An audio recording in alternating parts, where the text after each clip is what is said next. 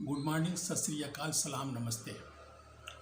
आज आप सबके बीच में एडमिनिस्ट्रेटिव लॉ से संबंधित एक बहुत ही इम्पोर्टेंट टॉपिक डिस्कशन का है कि एडमिनिस्ट्रेटिव डिस्कशन क्या है और ये किस तरह से जनता को हेल्प करेगा, इस तरह से आप लोगों को हेल्प करेगा और इस वीडियो से मतलब क्या निकलता है ये भी आप जान लें, समझ लें। एडमिनिस्ट्रेटिव डिस्क्रिशन कॉम्पिटेंट अथॉरिटीज़ लेती हैं। वो गवर्नमेंट की इंस्ट्रूमेंटलिटीज़ हो सकती हैं, गवर्नमेंट की कंपनीज हो सकती हैं, गवर्नमेंट के डिपार्टमेंट हो सकते हैं, एग्जीक्यूटिव क्लास के जो भी काम है वो हो सकते हैं।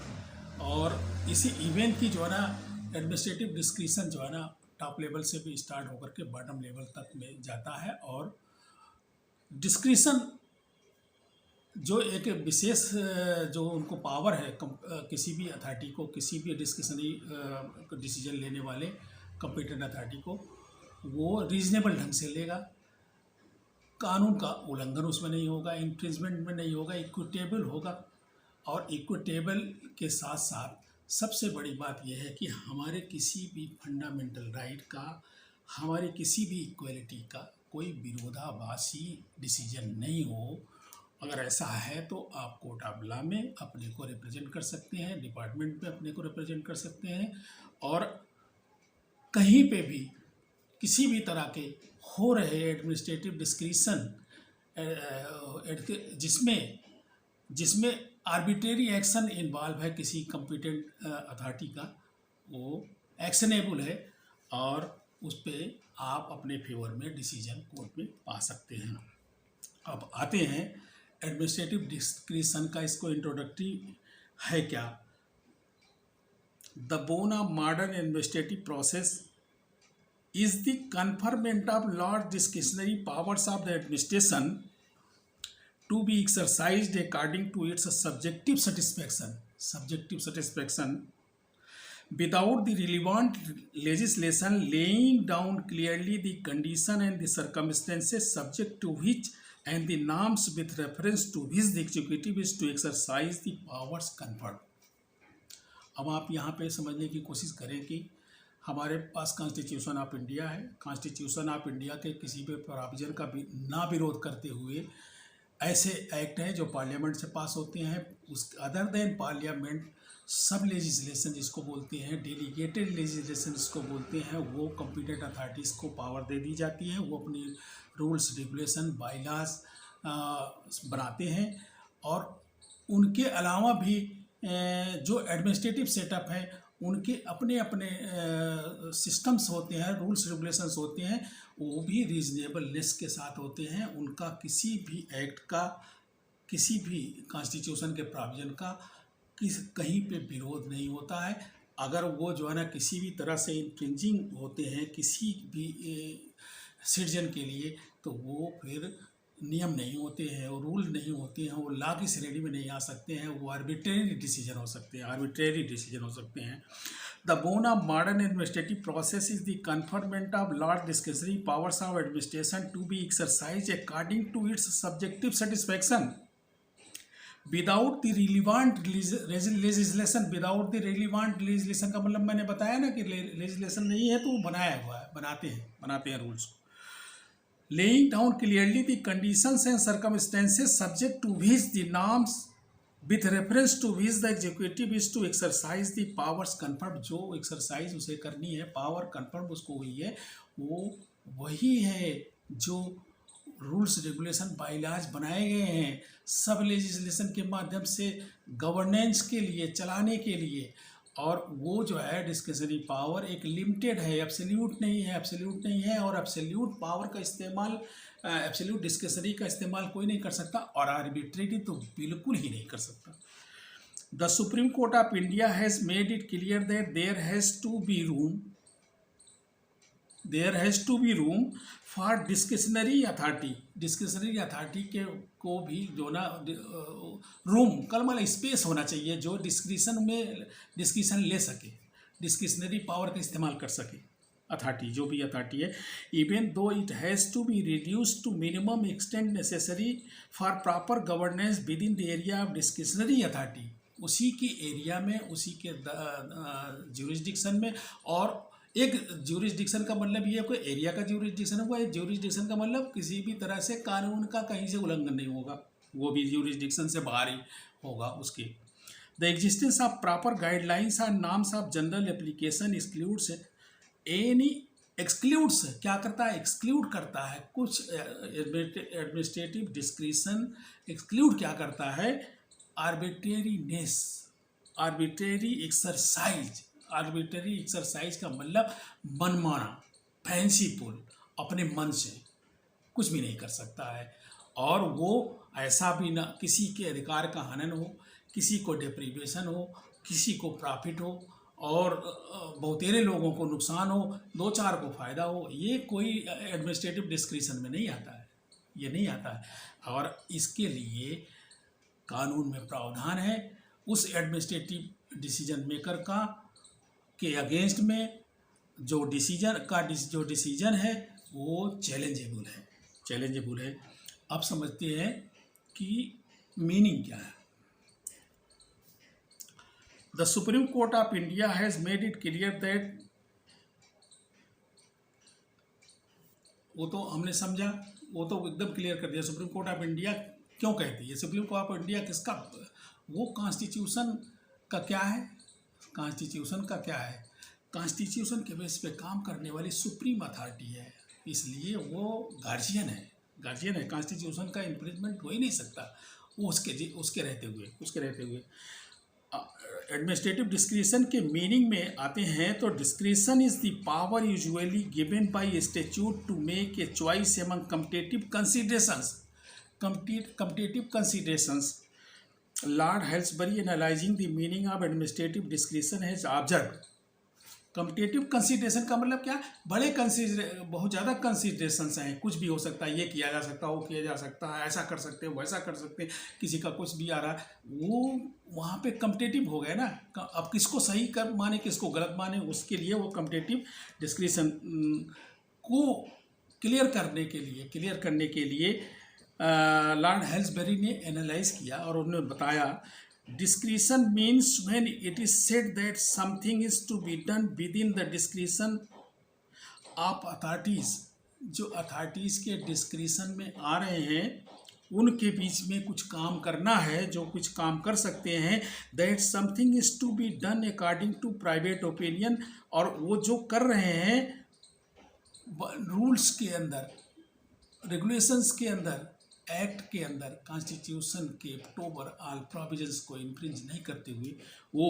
और दूसरा पर्सनल ओपिनियन वहाँ कोई रोल नहीं प्ले कर सकती है। पर्सनल ओपिनियन लोगों की अलग अलग भी हो सकती है, डिफर हो सकती है, लाज का जो ना वॉइड करते हुए भी हो सकती है। तो इसलिए discretion means when it is said that this something is to be done within the discretion of authorities, that something is to be done according to private opinion, Rook's case according to law and not humor। जो काम करना है, administrative discretion लेना है, वो according to law, सुनी सुनाई बातों पे नहीं, ह्यूमर के बेस पे नहीं और आर्बिट्रेरीनेस के बेस पे नहीं। It was to be not arbitrary, vague and fanciful. Arbitrary नहीं होना चाहिए, बेग नहीं होना चाहिए, फैंसीफुल नहीं होना चाहिए, मीन्स अपने या निजी स्वार्थों के लिए और कुछ लोगों को फ़ायदा हो, कुछ को नुकसान, बहुत ज़्यादा लोगों को नुकसान हो, ऐसा नहीं होना चाहिए है। और लीगल होना चाहिए, रेगुलर होना चाहिए। कोई ऐसा डिसीजन आप ले रहे हैं, वो रेगुलर का मतलब क्या हुआ कि कहीं पे भी दूर तक जा कर के भी ये चैलेंज ना किया जा सके कि ये डिसीजन इन्होंने तो गलत लिया था, ये फलाने के फायदे के लिए लिया था या उसके नुकसान के लिए लिया था, इसीलिए रेगुलर कहते हैं, regular. Freund has given a very good analysis of administrative discretion. He says when we speak of an administrative discretion, we mean that the determination may be reached in part at least on the basis of consideration not entirely susceptible of proof and disproof. A statute confers discretion when it refers an official for the use of his powers to beliefs expectations or tendencies instead of facts are to such terms. कौन से terms हैं? As adequate, advisable, appropriate, beneficial to all, equitable, fair, fit, necessary, practical, proper, reasonable, reputable, safe, sufficient, wholesome are other opposites. Means जो भी discretionary power का इस्तेमाल आदमी कर रहा है वो किसी भी ढंग से विरोधाभासी नहीं हो सकता है। और ये नाम्स कौन से हैं? ये नाम्स आपने देखा कि एडिकेट होने चाहिए डिसीजन, एडिकेट मतलब पर्याप्त होना चाहिए, एडवाइजेबल होना चाहिए, एडवाइजेबल भी होना चाहिए। एडवाइजेबल का मतलब आप समझ रहे होंगे ना कि मतलब सलाह के अंदर में आ जाए, सलाह के अंदर में आ जाए, ये सलाह अप्रोप्रिएट है नहीं है। और अप्रोप्रिएटनेस, उसमें अप्रोप्रिएटनेस होनी चाहिए, बेनिफिशियल, कम्पिटेंट भी होना चाहिए, बेनिफिशियल भी होना चाहिए, कम्पिटेंट भी होना चाहिए। ऐसा नहीं है कि डिसीजन लिया सब नुकसान ही करने वाला है। इक्विटेबल होना चाहिए, इक्विटेबल का मतलब सबके लिए इक्विटेबल होना चाहिए, कन्वीनियंट भी होना चाहिए, आसान होना चाहिए, नहीं कि पूरा कॉम्प्लेक्स बना दिया और सब उसी में मशीन में घूम रहे हैं जी, चक्कर लगा रहे हैं, घन चक्कर बने हुए हैं। कन्वीनियंट होना चाहिए, detrimental, expedient, equitable, fair, fit, necessary और प्रैक्टिकल भी होना चाहिए। अब इन प्रैक्टिकल नहीं होना चाहिए। प्रैक्टिकल का मतलब हो भी सकता है, और पता लगा ऐसे रूल्स बना दिए, ऐसे ही डिस्क्रिप्शन ले लिया कि प्रैक्टिकल ही नहीं है। नहीं, तुम यहीं से सीधे जंप लगाओ और चांद पे पहुंच जाओ, यहाँ से जंप लगाओ सीधे दिल्ली के कनॉट प्लेस में पहुंच जाओ। ये कहाँ है? संभव है? नहीं है। सफिशिएंट होना चाहिए, होलसम होना चाहिए, होलसम होना चाहिए। तो जो भी फ्रियंट ने लिखा, फ्रियंट के अनुसार है, when we speak of an administrative discretion we mean that the determination may be reached in a part at least on the basis of consideration not entirely susceptible of proof और डिसप्रूव। प्रूफ और disprove से परे होगा। ऐसा है कुछ decision लिए जाएंगे तो वो प्रूफ और डिसप्रूव से परे भी होंगे, और लेकिन उसके लिए सारे नाम्स को सेटअप में लेना होगा और किसी भी तरह से किसी भी का इन्फ्रिंजमेंट नहीं होना चाहिए। पता लगा कि वहाँ से कंट्राडिक्टरी नहीं होना चाहिए। A statute confers discretion when it refers an official for the use of his power to beliefs, expectations और टेंडेंसीज इंस्टेड ऑफ फैक्ट्स। जो फैक्ट्स के अलावा है उसका क्या है, उसका बिलीफ सिस्टम क्या है, एक्सपेक्टेशन क्या है, टेंडेंसीज क्या है, वो चाहता क्या है, और लेकिन चाहता क्या है, और आप facts and to such terms as, terms क्या है, टर्म्स वही आएंगे आगे जो हमने बताया। एडिकेट होने चाहिए, एडिकेट होने चाहिए, इक्विटेबल होने चाहिए, अप्रोप्रिएट होने चाहिए, बेनिफिशियल होना चाहिए, कम्पिटेंट डिसीजन होना चाहिए, कन्वीनियंट होना चाहिए, डेट्रीमेंटल एंड एक्सपेडिएंट होना चाहिए। एक्सपेडिएंट भी बहुत निजता और आवश्यकता भी होनी चाहिए। इक्विटेबल होना चाहिए, फेयर, फिट होना चाहिए, नेसेसरी होना चाहिए, प्रैक्टिकल होना चाहिए, रीजनेबल होना चाहिए, सफिशिएंट होना चाहिए और होलसम। तो एडमिनिस्ट्रेटिव डिस्क्रिशन दी तो गई है पावर एडमिनिस्ट्रेटर को या अथॉरिटी को, लेकिन लोग कहीं डिसीजन नहीं सही ले पाते हैं। हमारे देश की जो एग्जीक्यूटिव है उसमें ज़्यादा टेंडेंसी अपनी ओपिनियन लगाने की ज़्यादा होती है, और जब अपनी ओपिनियन लगा देते हैं तो वो लॉज का वायलेशन करने लग जाते हैं। मैं इंश्योरेंस सेक्टर में काम करता हूँ, मैं यहाँ की ही प्रॉब्लम को मैं बता दूँ। मैं यहाँ कैसे आप इसको देखिए कि उनका जो डिस्क्रिशन है, एडमिनिस्ट्रेटिव डिस्क्रिशन का इस्तेमाल वो करते हैं। दफ्तर है गाज़ियाबाद में या नोएडा में या अलीगढ़ में या मेरठ में, हाँ, लेकिन उन्होंने सर्वे लगाना है देहरादून के, उन्होंने सर्वे लगाना है दिल्ली के। रीजनेबल नहीं है, किराया भाड़ा ज़्यादा लगेगा, जल्दी से काम नहीं हो पाएगा। वो डिसीजन जो है आर्बिट्रेरी है, वो डिसीजन कहीं न कहीं से जो है ना कंट्राडिक्ट कर रहा है, वहाँ कहीं न कहीं से एक्सट्रेनियस कंसिडरेशंस आ गए हैं, इसलिए वो एडमिनिस्ट्रेटिव डिस्क्रिशन सही नहीं है। उसी तरह से एक कर्मचारी है अधिकारी है उसका ट्रांसफ़र हो जाए, ट्रांसफ़र कर दिया जाए, उसकी जगह पर किसी जूनियर आदमी को बैठा दिया जाए और उसके वर्किंग का परफॉर्मेंस का कहीं कोई बेस न देखा जाए, ये भी एक एडमिनिस्ट्रेटिव डिस्क्रिशन मैलिफाइड इंटेंशन वाला है और गलत है, आर्बिट्रेरी है, चैलेंजेबल है कोर्ट ऑफ लॉ में और इंटरनल साइज में भी चैलेंजेबल है। इसी तरह से बहुत चीज़ें हैं कि एक एडमिनिस्ट्रेटिव अथॉरिटी अपने एम्प्लॉइयों के लिए जो डिसीजन ले वो इसकी परिधि में होने चाहिए, किसी बाहरी इंटरमीडियरी के लिए ले इसकी परिधि में होने चाहिए, किसी ऐसे सप्लायर के साथ हो उसकी परिधि में होने चाहिए, किसी ऐसे के साथ जिसके साथ उनका टाई अप है, मार्केटिंग है, उसके साथ भी उनका लिंक जो है, उनका जो डिसीजन होना चाहिए, वो जो एडमिनिस्ट्रेटिव डिस्क्रिशन लेने की पावर है कॉम्पिटेंट अथॉरिटी के पास, वो बिल्कुल रीजनेबल हो, इक्विटेबल हो, कॉम्पिटेंट हो, अप्रोप्रिएट हो और नेसेसरी हो, प्रैक्टिकल हो, सभी उसमें प्रॉपर हो और सबसे बड़ी चीज़ रीजनेबलनेस नहीं है तो कुछ भी नहीं है उसमें। रीजनेबलनेस आम प्रूडेंट माइंड के हिसाब से भी समझ आनी चाहिए।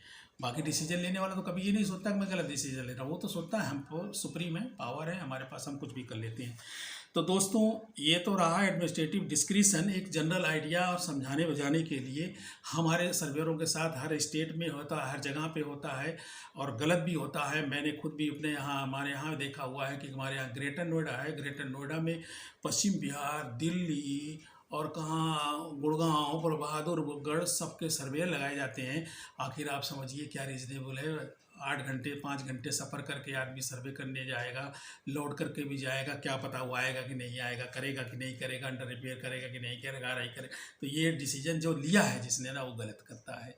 वो एडमिनिस्ट्रेटिव डिस्क्रिशन में चैलेंजेबल है जी, उसका डिस्क्रिशन जो तो है, लेकिन वो डिस्क्रिशन जो है ना एक्सटेनियस ग्राउंड का है और किसी भी तरह से एडिकेट नहीं है, किसी भी तरह से प्रॉपर नहीं है, किसी भी तरह से अप्रोप्रिएट नहीं है, किसी भी तरह से लॉजिकल नहीं है, किसी भी तरह से रीजनेबल नहीं है। ऐसे बहुतेरे केस होते रहते हैं दोस्तों, और भी आप अपने दफ्तरों में आप इसमें देखते होंगे, भिलाई के साथ आप लोगों के साथ, सब स्टाफ के साथ कहीं कहीं मिस डिसीजंस होते रहते हैं। जिस तरह से ये मिस डिसीजन का मतलब एडमिनिस्ट्रेटिव डिस्क्रिशन का पावर का इस्तेमाल करके गलत डिसीजन होते रहते हैं, रॉन्ग करने के लिए, उसको डिप्राइव करने के लिए, उसके साथ जो ना उसका इंसल्ट करने के लिए, ये सारे एडमिनिस्ट्रेटिव डिस्क्रिशन की परिधि में आते हैं। और मेजरमेंट के लिए बार बार मैं बोलूँगा कि एडिकेट होना चाहिए, एडवाइजेबल होना चाहिए, अप्रोप्रिएट होना चाहिए, कॉम्पिटेंट होना चाहिए, कन्वीनियंट होना चाहिए, डेट्रीमेंटल होना चाहिए, एक्सपीडियंट होना चाहिए, इक्विटेबल होना चाहिए, फेयर होना चाहिए, फिट होना चाहिए, प्रैक्टिकल होना चाहिए, प्रॉपर होना चाहिए और रिप्यूटेबल होना चाहिए, रीजनेबल होना चाहिए, सेफ, सफिशिएंट एंड होलसम होना चाहिए। आशा है कि आप लोगों ने आज की इस छोटी सी वीडियो में कुछ समझने की कोशिश किया होगा। समझे हैं तो लाइक करें, जो ना सब्सक्राइब करें, शेयर करें, वीडियो को आगे बढ़ाएं। Thank you very much.